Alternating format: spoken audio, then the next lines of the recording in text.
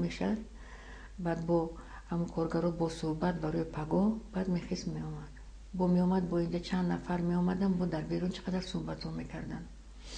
این یکمین باره بود که سیف بر وقتتر اومد، تنها اومد. همین حادثه. شما از تلویزیون نگاه کردین؟ از تلویزیون نگاه کردم. نه من دیدم که ماشینشون که اومد. من اونجا درم رفتم کخنی برای خوراک و چی کردم. پیش چند وانه در اومد. دخترم اونجا درس دار کرده استگی بود که این وقت آوازی سی بوره من باکلاچگاه تق تق میکنه که هم خیلی حیرون بودم. اونجا یک همسایه داشتیم کمتر کسل بود.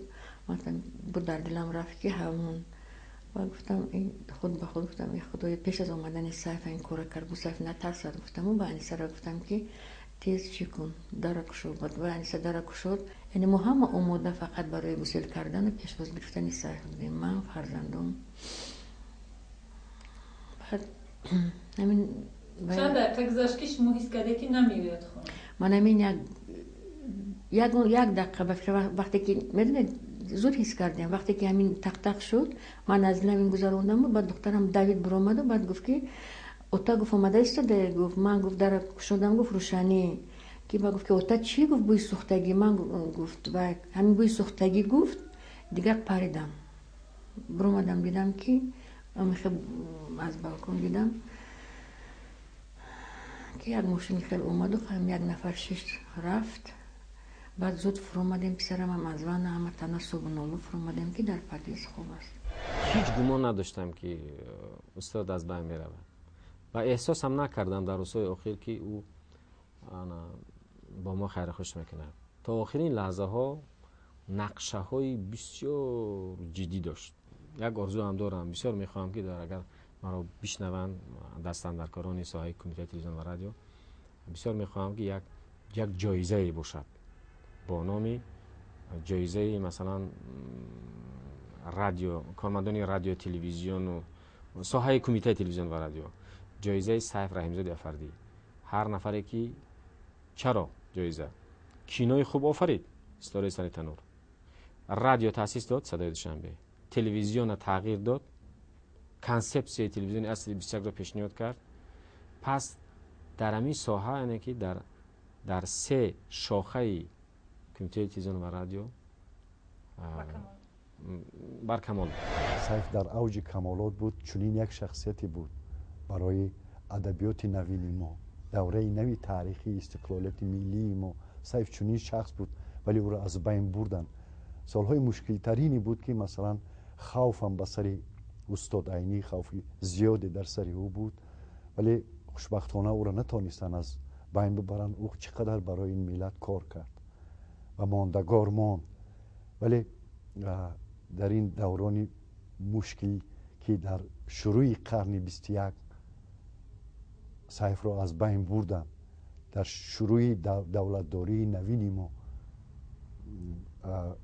این یک استعداد ناتکرار را از ما گرفتن، از بین ما او را برداشتن و واقعا احساس می شود که چنین چهره های، چنین مغز های، چنین هنرمندی در شروع دولتداری نوی ما نمی رسد و اگر بله جای خالی است و متاسفانه اون سالهای گیروداری زیاد که گیرودارهای زیادی داشت در تاریخ دولتداری ما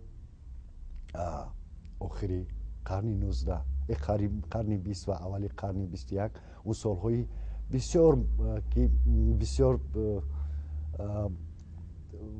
مشکل بودن واقعا سرنوشت ساز و یک چنین شخصی به کاری راهبری آمدن مثلا هر کس هم غیرت نمی کرد که به چنین یک ساختاری وارد شود. مثلا در اون سالا بله در اون سالا مثلا استاد عاصمی را کشتن در همون شب و روز. مثلا احساس خطر بودم بله بود ولی ببین در این سال در همین سالهای بسیار سختی در سر ملت ما مثلا لایق از همین این که بدتر بود ولی لایق هم یک حالتی بسیار وزنین و با بیماری گرفتار شد. خب ما از خیلی جهت ضربه های سخت مردان عمری کم میبینن. من راست گپ در مثال سیف رحیم راضی هستم به این گفته ها که چنین مردان عمری کم میدیدن. اگر سیف رحیم یک 10 سال دیگر در روی این زمین میشد، در این کشور می بود، من نمیدونم آینده فضای اطلاعاتی ما رو، فرهنگ ما رو نمیدونم یگان ذره از اروپا و از کشورهای ترقی کرده کم نمیدیدیم. من 12 سال شد زادروز خودم رو قید نمیکنم، یعنی تجلیل نمیکنم. هرچند پافشاری میکنن دوستان میآیند، خوب میآیند دیگر تبریک میکنن، ولی من دیگر با اون شادمانی دیگر جشنش نگرفتم، تجلیلش نکردم. بعد سیف رحیم خدا رحمتی بعد استادم، چون که در روز تولد من 20 می سیف رحیم کشته شد و من هر سال که این روز نزدیک می آید یا خزانریز این در ایام می آید وقتی کشته شدن اون، دل من غمبار است، خیلی غمبار است. و هر پیکاری که نوی که من میخوام ابتکار کنم، مثلا در این تلویزیونی پایتخت هم که مرا دوستان با دانش و مهارت من تکیه میکنند و مرا دعوت کردن که اینجا رو ما آباد کنیم، یک تلویزیونی خوب و دوست داشتنی کنیم، من حتما همیشه سری اون اندیشه میکنم که با سیف رحیم صدای دوشنبه را تشکیل کردیم، با سیف رحیم تلویزیونی صبح تشکیل کردیم، با سیف رحیم چی برنامه های جالبی داشت، با چی اندیشه های زیبایی داشت که همه در نیمه راه.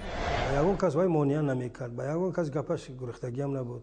همه ایجادکارا حرمت احترامش میکردن، چه طوری که من میدونم. اکو این سیف از رستن سیف هم منم خیلی یک جهتای وزمین اومد که یک آدمی نزدیک من رفت، آدمی هم صحبتم هم فکرم رفت. وقتی که واقعی ننگین بود سالهای 91 92 به حد احوال من وزمین شد، من روحاً بسیار رو افتاده شدم، دستم به کار نمی رفت. بعد همین سیف به من بسیار کمک می رسوند. هر وقت اومده مرا دلبراری میکرد، هر وقت میگفت که به کار مشغول شو، کار توی نجات میتید. همین خیلم شد. بعد یک رفتم در یک حجره برای خودم جدا کردم، اینجا آمدن نمیشد، اینجا همه وقت همین پرون وای بود. به هم خانه یک حجره جدا کردم و خودم پنهان کردم و بعد به همین کار مشغول شدم. سیف برای جوانان همه وقت ایدئال بود، برای که او سخن نو داشت، بینش نو داشت، از صنعت رسامی، از صنعت موسیقی و بسیار خوب با خبر بود. تاریخ خلق تاجیک را بسیار خوب میدونست، برای خودآگاهی و خود شناسی بسیار تلاش میکرد. از این جهت او برای ما هم وقت زنده است. سیف رحیم زاد باران را دوست می داشت و بارانی و چتری به خود خاصی هم همراه داشت و در همین جاده و خیابان‌های شهر بارها قدم زده است.